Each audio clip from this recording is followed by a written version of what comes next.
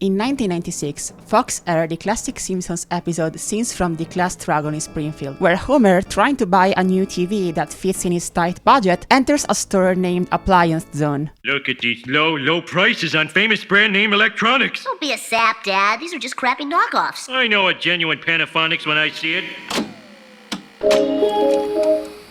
This is Messnag.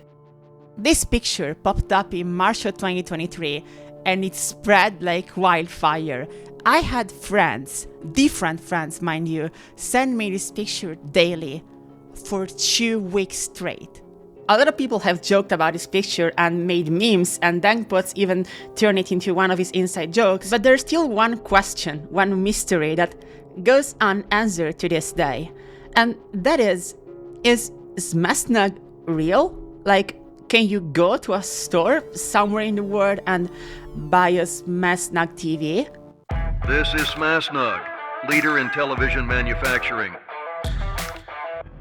When you Google the word Messnag, Google is gonna think you're having a fucking stroke. And understandably so. I'd be worried for you if you came over to me and just asked me for Messnag. But if you go to the images, you're just gonna see the same picture we know over and over and over again, and also a shitload of memes from the Dankpot subreddit. A guy there re-glued the letters on his Samsung laptop to spell Messnag, which is a level of dedication I had no idea was possible. Most pictures here are just Dankpot's fans photoshopping this Messnag logo onto Samsung stuff. But the truth is hidden in plain sight, because the fourth result here is not a meme, it's not a fan edit, it's not Hindi commentary over this picture, it's actually a Messnag TV box. You can easily see that if you rotate the image using Paint, if you have Windows. If you have Linux, you probably have to type like 30.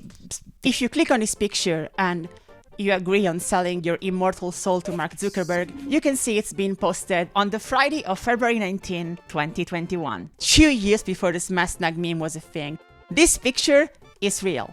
This is a real box for a Messnag TV. And it's been posted by a Facebook page named Electro Ashraf. Now, you might be wondering, who the f*** is this guy? And why is he posting pictures of Messnag TV boxes? Well, it's an electronics store in Tunisia, and Messnag is apparently just one of the many brands he's carrying. If you're easily satisfied and you only wanted to know if Messnag was real, you just got your answer.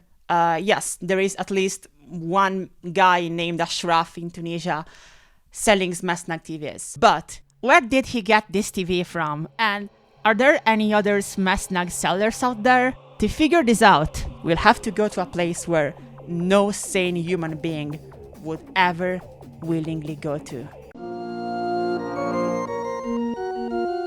Facebook Marketplace is the Wild West of online shopping. It makes Craigslist look reliable. Users don't care if something is illegal, dangerous, unethical.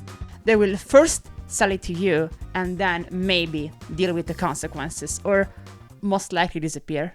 Now, since data tells us that Facebook is the first social media platform in Tunisia, I think that if there are any other Messnag sellers out there, that's where we're going to find them. So let's log into Facebook Marketplace, let's put Tunis as our location, and let's search for electronics in a radius of 500 kilometers. After clicking on the electronics section, the second result here is already a Messnag TV, and I didn't even type any keywords there. In just 5 minutes, I found all of these Messnag TVs, usually sold under the name Samsung Copy. And if you type this, you discover that this is way bigger than Messnag. You can find TVs with brands that are basically any key smash that remotely resembles Samsung.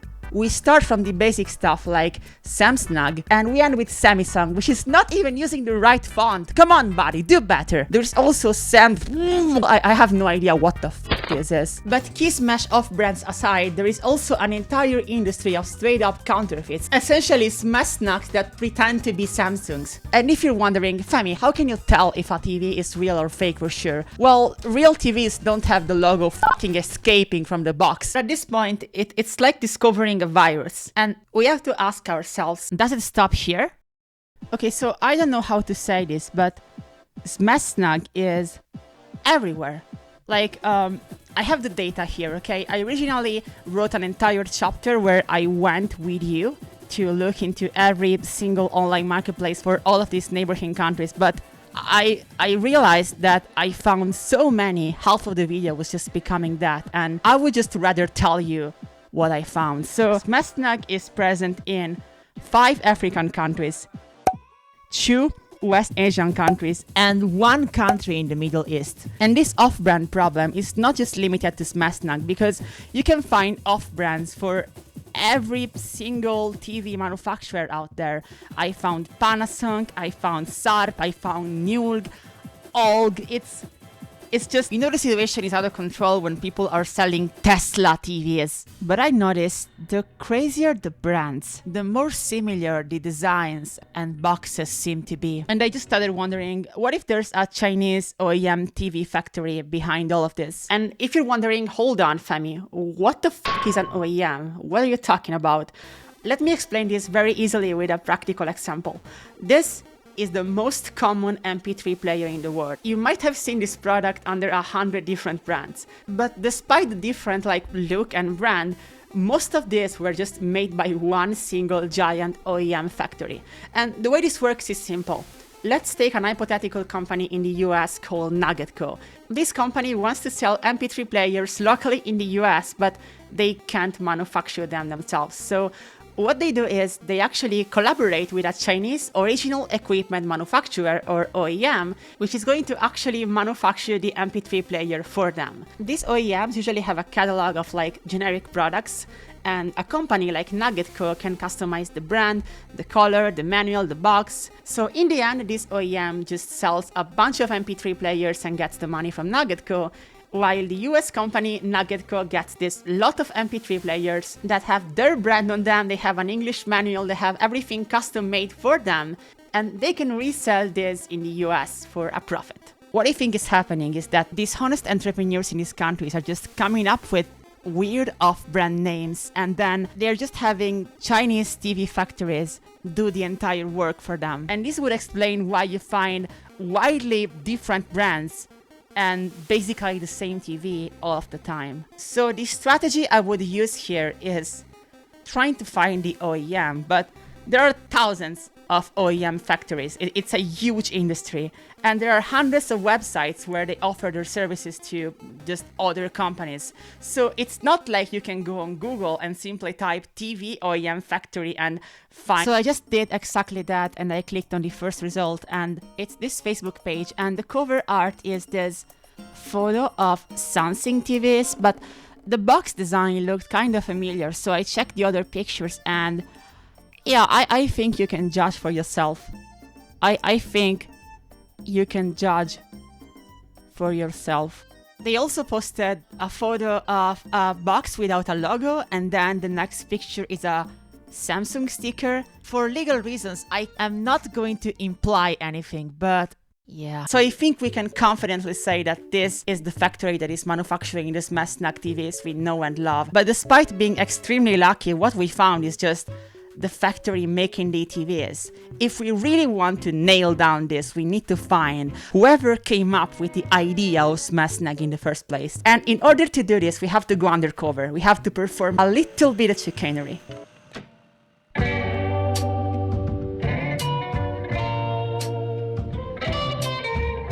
So now that I look like a 2005 businesswoman, let me try and explain my weird plans. We already know who is manufacturing the Smashnag TVs, but they're just fulfilling the orders that someone else placed. Someone paid them to manufacture some TVs under a specific brand. OEM factories usually have a line of products ready to sell except for the branding, which is the only real thing a customer can decide when ordering from them. And since in our case we are specifically trying to understand who is behind Smashnag, we need to find out who ordered these TVs from this factory. The only way we have to get this information is from the TV factory itself. If you go to the TV factory page on Facebook, you can see that they are actually giving out a WhatsApp number that other businesses can use to contact them for potential future collaborations. So we are going to use that. I made this anonymous WhatsApp business profile, and I shot a message to the factory asking them for generic information, what I would have to do if I wanted to order some TVs and sell them in Tunisia, which is where all of this started. I shot the message and they didn't answer. I waited 1 hour, 2 hours, 4 hours, 8 hours, and then I realized that maybe naming my company Poop wasn't the best choice. So I went to sleep already thinking that maybe I had burned my only real lead on this case by acting like a dumb kid, until the next morning they answer. So it is early in the morning now. I am at a friend's place, sleeping on the sofa, and I immediately jump and make a coffee and try to understand what to do next.